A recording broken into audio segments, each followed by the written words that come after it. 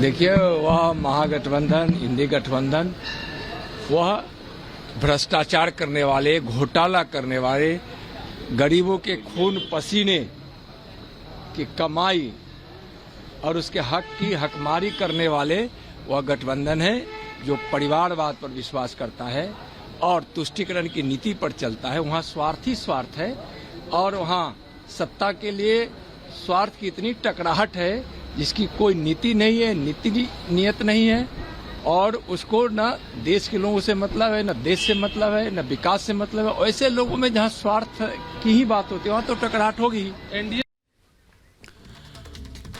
वहीं अधीर रंजन चौधरी की तरफ से ममता बनर्जी को लेकर बड़ा बयान दिया गया है और चुनौती देते हुए कहा है कि ममता बनर्जी मुझे हराएं और अगर मैं हारता हूं तो राजनीति से संन्यास ले लूंगा। ये बड़ी खबर आपको बता रहे हैं। अधीर रंजन कह रहे हैं कि ममता बनर्जी मुझे हराएं और अगर मैं हारता हूं तो सीट छोड़ दूंगा, मैं राजनीति छोड़ दूंगा। लेकिन अगर ममता बनर्जी हारती हैं तो क्या वो बंगाल छोड़ देंगी? ये बड़ी चुनौती अधीर रंजन जो है वो ममता बनर्जी को यहां पर देते हुए नजर आ रहे हैं। ये बड़ी जानकारी आपको बताएं।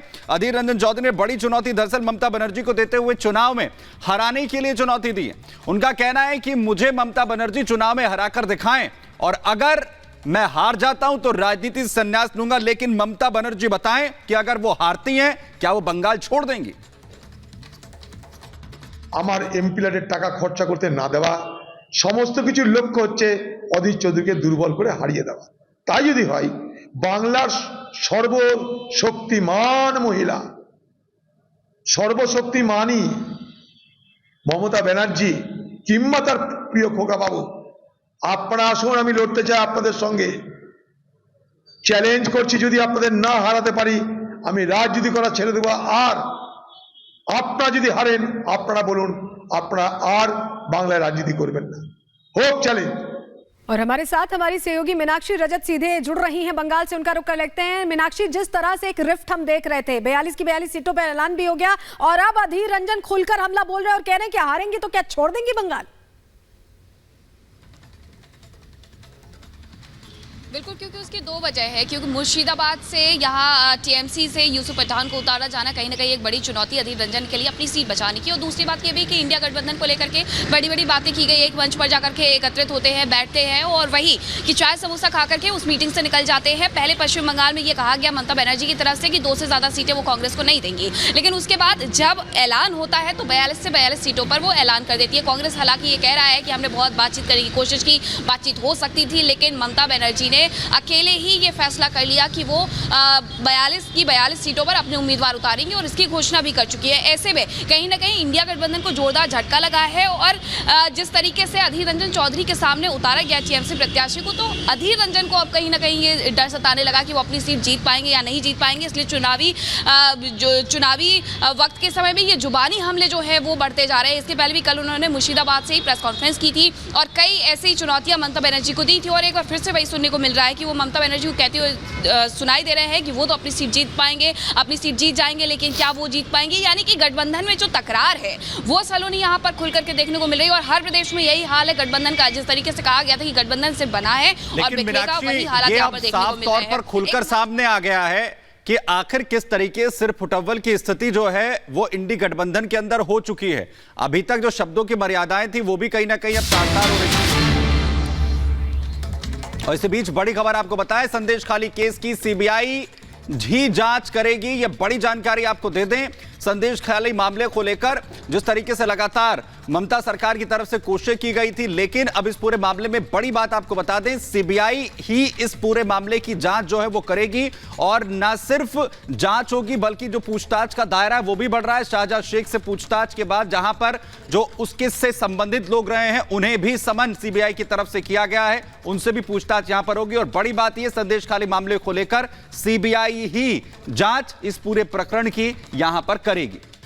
तो शाहजहां शेख का जो मामला है, जिससे भी मामला जुड़ा हुआ है, चाहे इससे पहले जब ईडी के ऊपर हमला किया गया, ईडी के ऑफिसर्स के ऊपर, या अभी ये पूरा संदेश खाली वाला मामला है, इसमें पश्चिम बंगाल सरकार को बड़ा झटका इसे एक तौर पर समझा जा सकता है। शाहजहां शेख मामले की जांच सीबीआई ही करेगी और इस मामले में, ऐसे में संदेश खाली केस की भी जांच अब सीबीआई ही करेगी और सीधे सीधे कोर्ट ने दखल देने से इनकार कर दिया है। जो याचिका डाली गई थी उस पर बड़ी बात कही गई है कोर्ट की तरफ से। बड़ा झटका इसे समझा जा सकता है पश्चिम बंगाल सरकार के लिए। तो बड़ा झटका ममता सरकार के लिए भी हो सकता है ये, और जाहिर है जिस तरीके की कोशिशें पिछले दिनों की गई थी। उधर पश्चिम बंगाल में राहुल गांधी के साथ खेला हो गया। दरअसल टीएमसी ने बंगाल की सभी 42 सीटों पर प्रत्याशियों के नामों का ऐलान यहां पर कर दिया है। दरअसल ममता बनर्जी के इस फैसले में कांग्रेस परेशान है, जिसकी वजह से बयान भी एक के बाद एक सामने आ रहे हैं। रिपोर्ट आपको दिखाते हैं।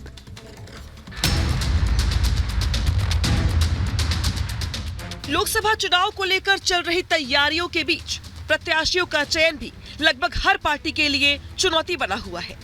टिकाऊ और जिताऊ प्रत्याशियों को लेकर चल रही माथापच्ची के बीच टीएमसी ने आज 42 प्रत्याशियों के नाम का ऐलान किया है।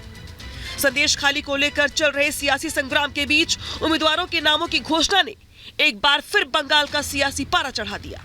साथ ही लगे हाथ बंगाली बनाम बाहरी की सियासत भी शुरू हो गई।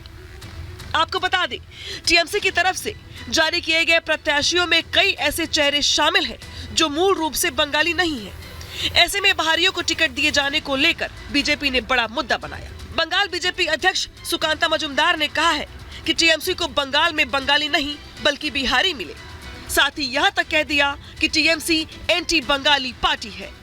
अब जब कैंडिडेट निकला, देखा गया कि बाहर से लोगों को ला रहे हैं। कीर्ति आजाद कौन सा बंगाली है मुझे पता नहीं, यूसुफ पठान कौन सा बंगाली है मुझे पता नहीं। यूसुफ पठान गुजरात से आते हैं, मोदी जी भी गुजरात से आते हैं। मोदी बहिरागत है, फॉरेन एंटिटी है, लेकिन यूसुफ पठान नहीं है। ये कौन सा रूल है?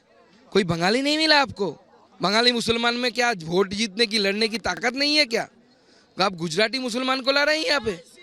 ये तो कैसी शर्म करने वाली बात है। बंगाली एंटी बंगाली पार्टी तृणमूल कांग्रेस है।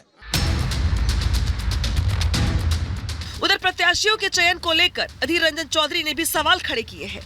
अधीर रंजन ने कहा कि अगर टीएमसी यूसुफ पठान को सम्मान देना चाहती थी तो उन्हें बाहरी लोगों को टिकट देने के बजाय राज्यसभा भेजना चाहिए था। यहाँ तक कि अधीर रंजन चौधरी ने ये तक कह दिया कि भारत के किसी भी राजनीतिक दल को ममता बनर्जी पर भरोसा नहीं करना चाहिए। ममता बनर्जी की अगर कोई अच्छा सोच होती तो कम से कम गुजरात में गठबंधन से एक सीट की मांग कर लेती। हिंदुस्तान की कोई राजनीतिक व्यक्ति, कोई राजनीतिक पार्टी कम से कम ममता बनर्जी जैसे नेत्री पे भरोसा ना करे तो बेहतर होगी। यानी चुनाव से पहले बंगाली बनाम बाहरी की सियासत ने बंगाल में चुनावी लड़ाई को और दिलचस्प बना दिया है। प्रत्याशियों पर भले ही सवाल खड़े हो रहे हों, लेकिन इन आरोपों से इतर ममता बनर्जी ने अपना मशहूर खेला होबे का नारा देकर चुनावी लड़ाई को 2 कदम आगे बढ़ा दिया है। खेला होबे जीतते होबे, खेला होबे जीतते होबे, खेला होबे जीतते होबे, खेला होबे जीतते होबे। आइए अब आपको टीएमसी की तरफ से घोषित उम्मीदवारों की सूची में से उन चेहरों के बारे में बताते हैं जिन पर सियासत गर्म है। लोकसभा चुनाव को लेकर टीएमसी ने किया 42 उम्मीदवारों का ऐलान। बहरामपुर से पूर्व क्रिकेटर यूसुफ पठान उम्मीदवार। अधीर रंजन चौधरी के खिलाफ यूसुफ पठान को उम्मीदवार बनाया गया। बशीरहाट से नुसरत जहां का टिकट काट दिया गया। कृष्णानगर से महुआ मोत्रा को फिर से टिकट दिया गया। आसनसोल से शत्रुघ्न सिन्हा को फिर से टिकट दिया गया, जबकि दुर्गापुर से कीर्ति आजाद को टिकट मिला है। डायमंड हार्बर से अभिषेक बनर्जी को भी टिकट मिला है। पश्चिम बंगाल में संदेश खाली को लेकर ममता सरकार की पहले ही जमकर किरकिरी हो चुकी है। ममता सरकार पर संदेश खाली के शैतान को बचाने तक के आरोप लग चुके हैं।